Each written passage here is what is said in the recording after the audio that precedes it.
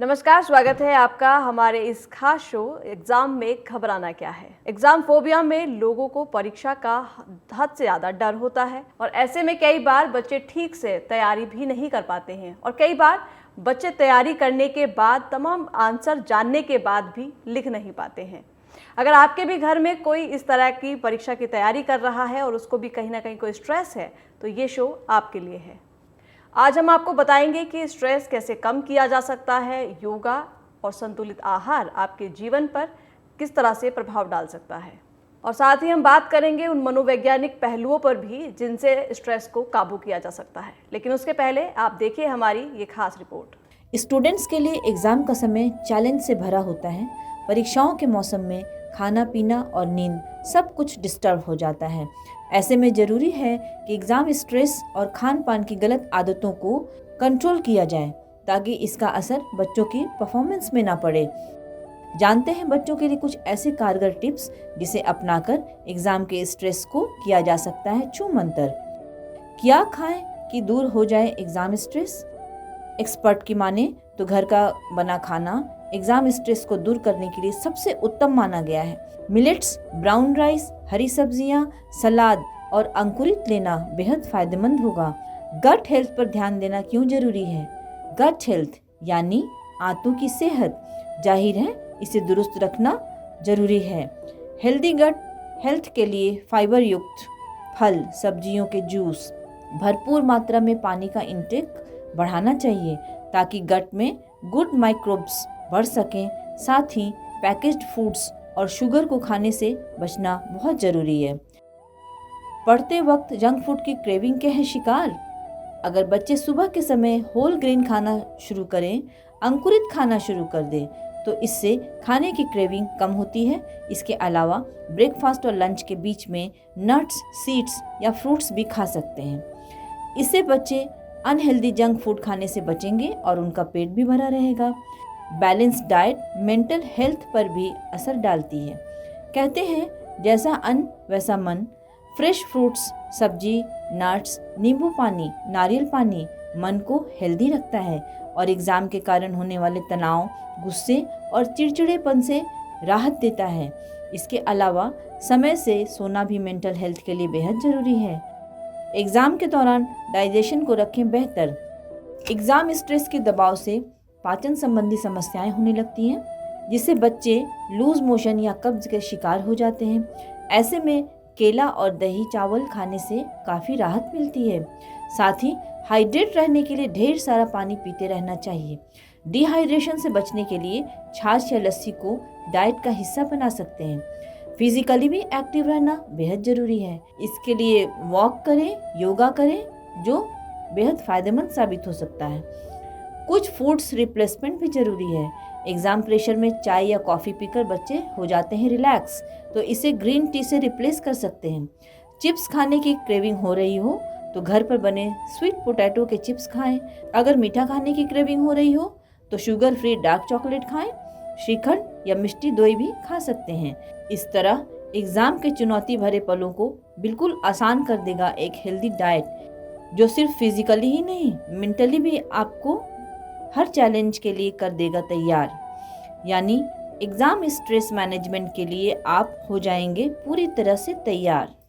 और सबसे पहले हम बात करेंगे हमारी योगा एक्सपर्ट जो आज हमारे साथ स्टूडियो में मौजूद हैं, डॉक्टर उपासना जोशी जी। आपका हमारे स्टूडियो में बहुत बहुत स्वागत है। धन्यवाद आपका मुझे अपने स्टूडियो में निमंत्रण देने के लिए और आज के इस कार्यक्रम में अपनी जानकारी देने के लिए धन्यवाद जी। आपसे मैम जानना चाहेंगे कि एग्ज़ाम के समय अक्सर बच्चे तनाव के शिकार हो जाते हैं और कई बार उनकी परफॉर्मेंस पे भी इसका बहुत असर पड़ता है। अगर देखा जाए तो इस तनाव से वो बच्चे एग्ज़ाम में परफॉर्मेंस पे असर ना पड़े उसके लिए वो क्या करें? जैसे आपने बताया कि ये एग्ज़ाम का पीरियड चल रहा है और बच्चे नेचुरल सी बात है कि तनाव अपने आप में फ़ील करते हैं, कि स्ट्रेस फील करते हैं क्योंकि उनके ऊपर बहुत सारा प्रेशर होता है जी। एक घर का प्रेशर होता है, पेरेंट्स का होता है, सोशल प्रेशर होता है, पीयर प्रेशर होता है दोस्तों का। लेकिन मैं तो यही कहूँगी कि बच्चों को इसमें घर की भूमिका और माता पिता की भूमिका सबसे ज़्यादा इम्पॉर्टेंट रोल प्ले करती है कि अपने बच्चों को सहज और सरल बनाएं। जो भी उन्होंने पूरे वर्ष पढ़ा है उसका 3 घंटे में उनको आउटपुट देना है।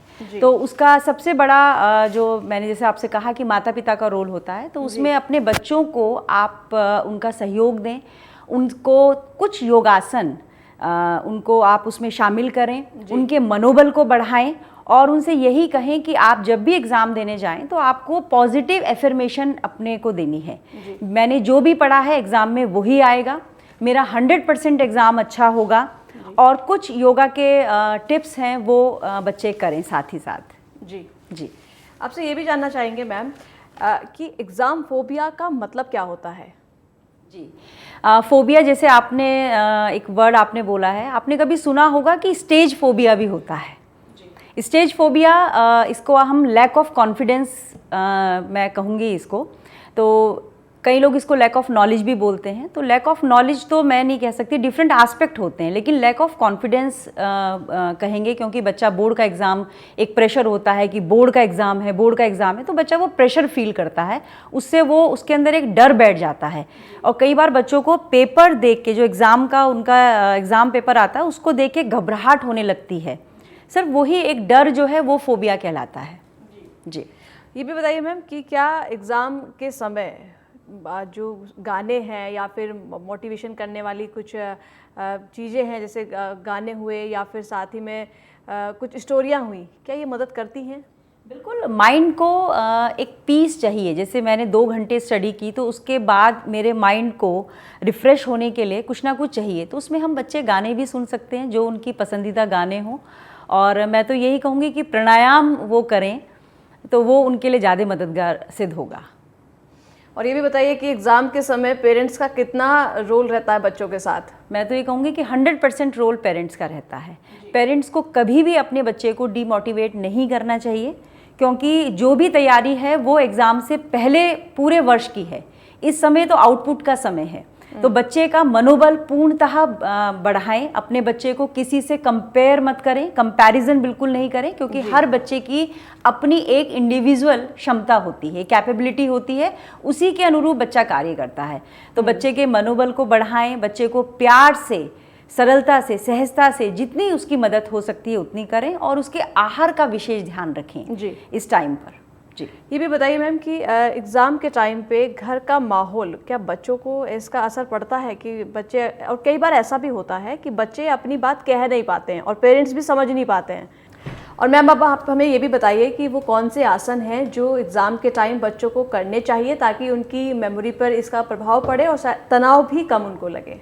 बिल्कुल, मैं सबसे पहले आपको यही बताऊंगी कि योग जो बच्चे करें एग्ज़ाम टाइम पे, जो आपने कहा मेमोरी उनकी शार्प रहे, तो उसके लिए प्राणायाम बहुत इम्पॉर्टेंट है। उसमें हम स्टूडेंट का फोकस बना रहे, उसके लिए भ्रामरी प्राणायाम सबसे इम्पॉर्टेंट है, उद्गीत प्राणायाम सबसे इम्पॉर्टेंट है, अनुलोम विलोम बच्चे कर सकते हैं। तो ये बच्चों की मेमोरी के लिए बहुत ही एक सकारात्मक उनका रिजल्ट सामने लेके आएगा। जी चलिए, एग्ज़ाम तो हो गया मैम, लेकिन जब एग्ज़ाम के बाद रिजल्ट आने की बात आती है तो बच्चे कहीं ना कहीं चिड़चिड़ापन फील करने लगते हैं और कहीं ना कहीं अनिद्रा का भी वो शिकार होने लगते हैं। तो उसके लिए कौन से ऐसे आसन हैं जो किए जाएं, और साथ ही किस तरह का एटीट्यूड उनको रखना चाहिए मैम? एटीट्यूड तो मैं ये कहूँगी कि एक सकारात्मक एटीट्यूड रखें, और बच्चे जब एग्ज़ाम ख़त्म हो जाएं, क्योंकि उनके पास एक टाइम गैप होता है ना, एक गैप होता है उनके पास, तो सबसे पहले बच्चे सुबह उठें, और सुबह उठने के साथ बच्चे वॉकिंग या रनिंग बच्चे कर सकते हैं, क्योंकि स्टूडेंट हैं तो रनिंग उनको बहुत अच्छा लगता है। और साथ ही साथ सूर्य नमस्कार वो ज़रूर करें। और बच्चों, सूर्य नमस्कार बहुत ही लाभकारी है, और साथ ही साथ कुछ सूक्ष्म व्यायाम भी हैं जो बच्चे कर सकते हैं। जी तो चलिए अब मैम से जानेंगे वो कौन से आसन हैं। अब मैम हमें करके दिखाएंगी और इन आसन के बारे में जानेंगे जो आने वाले एग्ज़ाम टाइम में बच्चों को मदद करेंगे। बच्चों की मेमोरी के लिए जैसे मैंने बताया कि सूर्य नमस्कार बहुत इम्पॉर्टेंट है। सूर्य नमस्कार में 12 आसन होते हैं, जिसमें 7 अलग अलग आसन हैं और 5 आसन रिपीट होते हैं। सूर्य नमस्कार बच्चों के लिए बहुत ही लाभकारी है। जैसे मैंने कहा कि बच्चों के मसल्स उसमें मजबूत होते हैं, बच्चों के उसमें मेमोरी बड़ी शार्प होती है, उनका ब्लड सर्कुलेशन बहुत अच्छा होता है, बच्चों का जितना भी डाइजेस्टिव सिस्टम है, एक्सक्रीटरी सिस्टम है, रेस्पिरेटरी सिस्टम है, उसमें बच्चों को मदद मिलती है। तो सूर्य नमस्कार के जो 12 आसन हैं उनके नाम भी अलग अलग हैं, जैसे प्रणाम आसन है, हस्त उत्तान आसन है, पादहस्त आसन है, अश्व संचालन आसन है और पर्वताकार आसन है और भुजंग आसन है, अष्टांग प्रणाम है। तो ये इनके आसन हैं और 5 आसन इसमें रिपीट होते हैं। तो सूर्य नमस्कार बच्चों के लिए बहुत ही ज़्यादा लाभकारी है आसन। और उसके बाद जैसे मैंने आपसे बात की कि सूक्ष्म व्यायाम बच्चे कौन से कर सकते हैं, तो पढ़ने के बाद जैसे 2 घंटे बच्चों ने पढ़ाई की या 3 घंटे किया, उसके बाद बच्चा क्या कर सकता है, तो उसमें सबसे इम्पॉर्टेंट व्रज आसन होता है, जो कि खाना खाने के बाद भी बच्चा कर सकता है। तो व्रजासन बच्चे करेंगे। उसी के साथ साथ वो अपनी गर्दन के लिए, जैसे बच्चे पढ़ते हैं तो उनकी गर्दन में पेन होने लगता है, तो गर्दन के लिए ग्रीवा का मूवमेंट जो होता है, ग्रीवा संचालन के आसन होते हैं, जो कि मैं आपको करके भी दिखाऊंगी। और सूक्ष्म व्यायाम में हाथों का मूवमेंट है, हाथों को मूवमेंट कर सकते हैं। और प्राणायाम में सबसे ज़्यादा इम्पॉर्टेंट भ्रामरी प्राणायाम होता है, उसमें वो ओम का उच्चारण करते हैं। शांति पाठ बच्चे कर सकते हैं और 1 या 2 मंत्र, जैसे कि गायत्री मंत्र बहुत ही लाभकारी है और इसका बहुत अत्यधिक महत्व है और सभी बच्चों को अक्सर ये याद रहता है, तो उसका भी जाप बच्चे कर सकते हैं। अब हम बात करते हैं एग्जाम स्ट्रेस से जुड़े उन मनोवैज्ञानिक पहलू पर जिसके प्रति सभी को सावधान रहना बहुत ज़रूरी है। डॉक्टर संजू गंभीर, आपका स्वागत है हमारे इस शो में। सबसे पहले आपसे जानना चाहेंगे, बच्चों में एग्जाम के समय घबराहट क्यों होती है? नमस्कार, thank you for having me over for this program today. आपका सवाल बहुत ही अच्छा है कि बच्चों को एग्जाम में स्ट्रेस क्यों होता है। तो ये समझिए कि बच्चे तो हर प्रकार के होते हैं। कुछ बच्चे बहुत पढ़ाकू होते हैं और कुछ बच्चे लाइफ को बहुत मजे में जीते हैं, एंजॉय करते हैं। तो ये नहीं कि जो पढ़ रहे हैं उन्हीं को स्ट्रेस होता है और जो नहीं पढ़ रहे उनको स्ट्रेस नहीं होता। इनफैक्ट दोनों को स्ट्रेस होता है। ज्यादा स्ट्रेस उनको होता है जो खूब मजे मारते हैं पूरे साल। तो उनका डर क्या है, उनका स्ट्रेस क्या है कि अरे मैं फेल ना हो जाऊं, बस पास हो जाऊं, क्योंकि मैंने साल भर पढ़ा नहीं। तो उन्होंने अपने टाइम को मैनेज नहीं करा। उन्होंने पढ़ाई को जब भी पढ़ने बैठते हैं प्रोक्रेस्टिनेट करना शुरू कर देते हैं कि चलो अभी नहीं, बाद में पढ़ लेंगे। अब आपसे जानना चाहेंगे कि एग्जाम फोबिया से कैसे बचें? तो सेल्फ डाउट के कारण भी जो है वो फियर बढ़ जाता है और बच्चा घबरा जाता है एग्जाम से पहले। और ये भी बताना चाहूंगी मैं आपको कि कुछ सिम्टम्स हैं जिनको आपको पहचानना चाहिए कि ये एग्जाम फोबिया के कारण ही हो रहे हैं, एग्जाम के डर के कारण हो रहे हैं। तो फिजिकल सिम्टम्स में क्या है, सिर दर्द हो रहा है, बॉडी एक हो रही है, कई बार तो फीवर हो जाता है, नोजिया हो जाता है, डिजीनेस लगता है, कई बार ऐसे फेंट हो जाता है बच्चा। ये सिर्फ सिम्टम्स हैं कि भाई घबराहट के, जिसके कारण उसकी बॉडी ये सब दिखा रही है। कहते हैं बच्चों के जीवन में टीचर का रोल माता पिता से कम नहीं होता। ऐसे में जानने की कोशिश करते हैं कि एग्जाम के समय एक टीचर का अपने स्टूडेंट के लिए क्या रोल होना चाहिए। इसके लिए बातचीत करने के लिए हमारे साथ मौजूद हैं संध्या दुबे, जो कि एक प्रिंसिपल है मानसरोवर पब्लिक स्कूल की। स्वागत है मैम आपका हमारे इस खास शो में एग्जाम से घबराना क्यों में। और साथ ही आपसे जानना चाहेंगे कि एग्जाम प्रेशर को कैसे हैंडल करें। Thanks for having me on this show.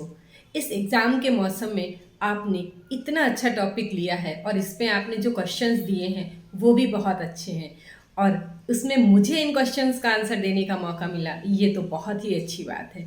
तो चलो हम उन क्वेश्चंस को डिस्कस कर लेते हैं। तो सबसे पहला तो बच्चों को एग्ज़ाम फियर को बिल्कुल नहीं बनाना है, एग्ज़ाम को कोई हवा नहीं बनाना है। उन्हें एग्ज़ाम को अपने एक रेगुलर रूटीन में ही लेना है, अपने आत्मविश्वास को बनाए रखना है। वो ये सोचें कि जिस तरीके से वो साल भर स्टडी करते हैं और उनके जो मंथली टेस्ट होते हैं जिस तरीके से वो उसमें परफॉर्म करते हैं, ठीक उसी तरीके से वो फाइनल एग्ज़ाम्स को भी लें और अपने मस्तिष्क को शांत रखें और उनको कुछ टिप्स दे रहे हैं कि वो किस तरीके से इस एग्ज़ाम को हैंडल करेंगे। तो इस एग्ज़ाम को हैंडल करने के लिए सबसे पहला तो उनकी एक नियमित दिनचर्या हो, वो अपनी दिनचर्या को बिल्कुल नियमित रखें, किस समय उन्हें उठना है, क्या करना है, अपने अंदर जो है स्वस्थ आदतें रखें और अपना जो भी उन्होंने सब्जेक्ट सिलेबस है या क्या है उसके ऊपर वो बड़े माइन्यूटली ध्यान दें। सबसे मेन चीज़ जो है वो अपने आत्मविश्वास को बनाए रखें कि हाँ मैं कर सकता हूँ, क्योंकि जब बच्चे घबरा जाते हैं तो आती हुई चीज़ भी जो है वो सही ढंग से नहीं लिख पाते हैं कि उन्हें क्या करना है, और उन्हें एक प्रॉपर प्लानिंग से भी चलना है कि हमें किस तरीके करना है। एग्ज़ाम के समय एक और चीज़ सबसे ज़्यादा महत्वपूर्ण होती है, वो होती है उनका समय प्रबंधन, कि वो किस तरीके से अपने समय को इस तरीके से दिन भर को डिवाइड करें ताकि उन्हें प्रॉपर आराम भी मिल सके, वो पढ़ भी सके और उनको ज़्यादा मेंटल प्रेशर ना हो। अगर वो इन कुछ बिंदुओं की तरफ ध्यान देंगे तो वो देखेंगे एग्ज़ाम के समय को वो काफ़ी अच्छे ढंग से हैंडल कर सकते हैं।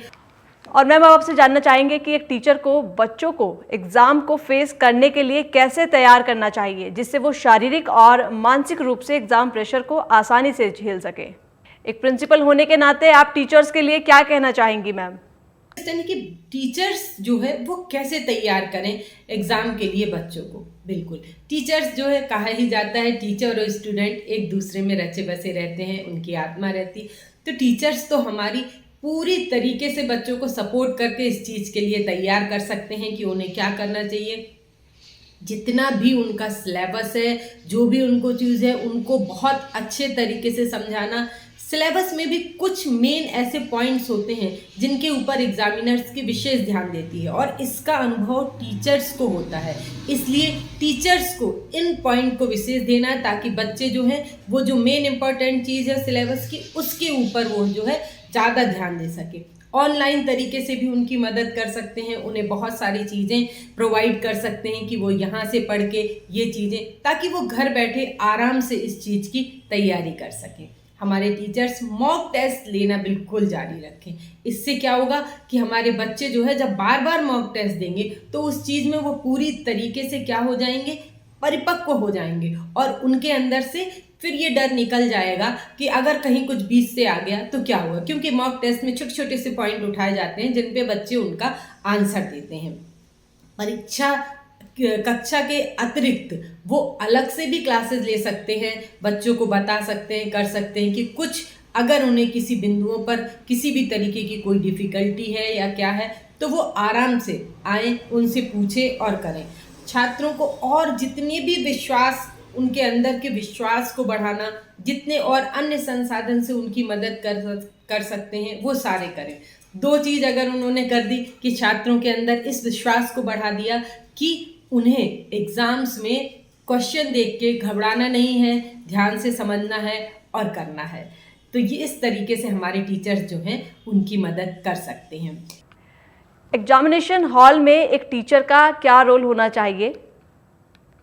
ये बहुत अच्छी बात है।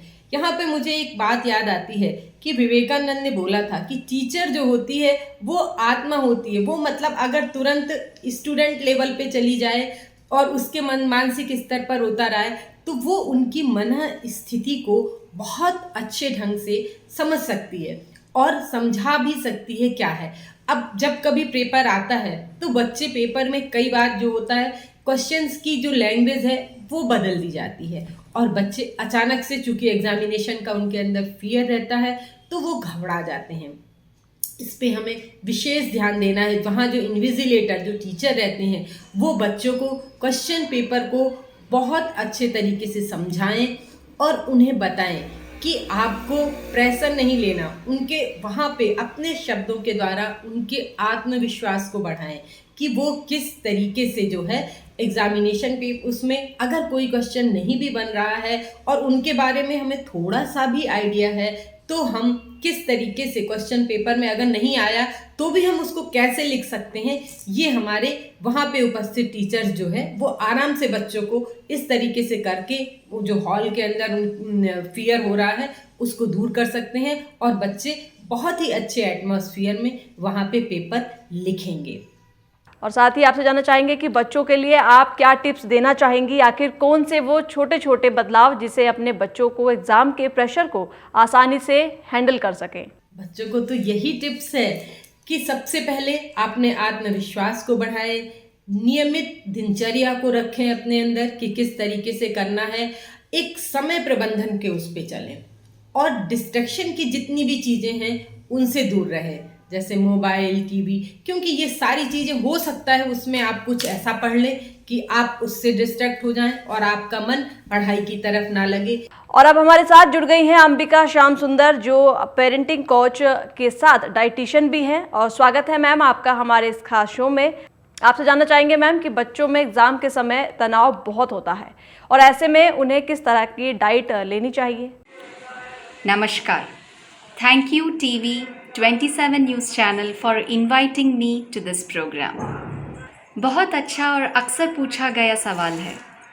एग्ज़ाम स्ट्रेस के दौरान बच्चों का एनर्जी लेवल फ्लक्चुएट करते हैं। कुछ बच्चे ओवर एक्टिव होते हैं, ज़्यादा स्क्रीन टाइम, ज़्यादा डिस्ट्रैक्शंस और स्टडी टाइम पर मुझे मैथ्स नहीं चाहिए, इंग्लिश पढ़ना है, ऐसे कुछ एक्सक्यूज़ेस बनाते हैं और कंफ्यूज रहते हैं कि कैसे टाइम मैनेज करूं। दूसरी तरफ कुछ पढ़ाकू बच्चे सिर्फ सिलेबस कंप्लीट करने की टेंशन लेते हैं, बिना समझे सिर्फ लर्निंग करते रहते हैं। दोनों तरह के बच्चों को स्ट्रेस महसूस करते हैं। खाने का असर उनके स्ट्रेस लेवल्स पर पड़ता है। जब बॉडी को प्रॉपर न्यूट्रिशन नहीं मिलता तो बॉडी पे सिम्टम्स देखने को मिलता है। थकान और सुस्ती, इरिटेशन और गुस्सा हो जाना, हेडेक या माइग्रेन होने लगना, एंजाइटी, घबराहट और कंसंट्रेशन इश्यूज। सॉल्यूशन, सही ब्रेन फ्यूल। सोक्ड नट्स जैसे आलमंड्स, वॉलनट्स या कैश्यूज ये मेमोरी बूस्ट करते हैं। 6 से 8 घंटे भिगोकर खिलाना ज़रूरी है। फ्रूट्स, अगर बच्चे रॉ फ्रूट्स नहीं पसंद करते तो स्मूदी बना के दीजिएगा। हाइड्रेशन, पानी, नारियल पानी, अगर गर्म पीना है तो वेजिटेबल सूप, ये मेन स्ट्रेस कम करते हैं। ध्यान रखिएगा, junk food, refined sugar and excess caffeine, चाय या कॉफ़ी, ऑयली फूड्स, चिप्स, क्योंकि ये एनर्जी को ड्रेन करते हैं और स्ट्रेस को और बढ़ाते हैं। अभी के लिए तो मन को अच्छा लगेगा, पर जब 30 दिन का एग्ज़ाम पीरियड में ज़्यादा दिन इम्यूनिटी रहने के लिए ये सब करना आपके लिए अच्छा होगा, आपका एग्ज़ाम दिनों के लिए भी अच्छा होगा। और मैम ये भी बताइए कि एग्ज़ाम के समय में भूख जल्दी जल्दी लगती है, ऐसे में फ़ास्ट फूड बच्चे अक्सर खाना पसंद करते हैं, तो क्या ये नुकसानदेह हो सकता है? हाँ, ये सवाल तो अभी बहुत इम्पोर्टेंट है। पेरेंट्स को ये मालूम होना चाहिए, एग्ज़ाम्स के टाइम फास्ट फूड टेम्पटेशन सबसे ज़्यादा होती है। Chips, bakery items, pizza, sandwiches, cakes, ये सब इंस्टेंट रिलीफ देते हैं।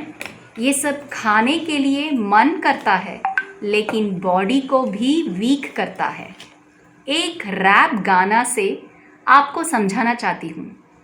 सेव पूरी, पानी पूरी, bhel puri, aloo chaat, samosa, samosa chaat, vada pav, burger, pizza, biryani, chips, bhajiya, sandwich, cake, food खाना रैप, फूड खाना wrap, medu vada, carrot halwa, gulab jamun, masala puri, oily, bisi bisi bisi bisi bisi bele bath, sev puri, dahi puri, dal fry, veg biryani, veg cutlet, food खाना रैप, फूड खाना rap.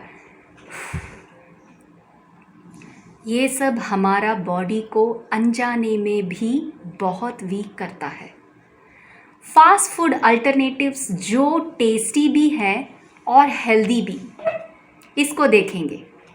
Fruits and soaked nuts, ये चिप्स के बेस्ट मेडिसिन है, बेस्ट अल्टरनेटिव है। हाँ, तो मेडिसिन और खाना एक ही होना चाहिए ना।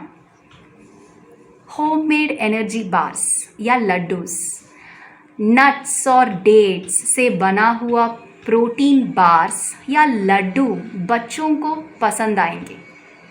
फ्रूट योगर्ट विथ हनी, ये बनाकर आप फ्रिज पे रख के खा सकते हैं। आइसक्रीम का ये हेल्दी सब्स्टिट्यूट है, हफ्ते में सिर्फ एक बार खा सकते हैं, पर बच्चों को सर्दी के दिन पे नहीं दीजिएगा। ये मन तो पूछता ही रहता है, इसलिए हफ्ते में सिर्फ एक बार खा सकते हैं। बनाना खजूर के साथ soaked peanut instant brain food है, जो फोकस बढ़ाते हैं। उसके साथ आपको जब भी स्टडी टाइम पे पढ़ते हैं तो छोटे छोटे स्टेप्स लिखिएगा जो आपको मेंटली फोकस्ड रखेगा।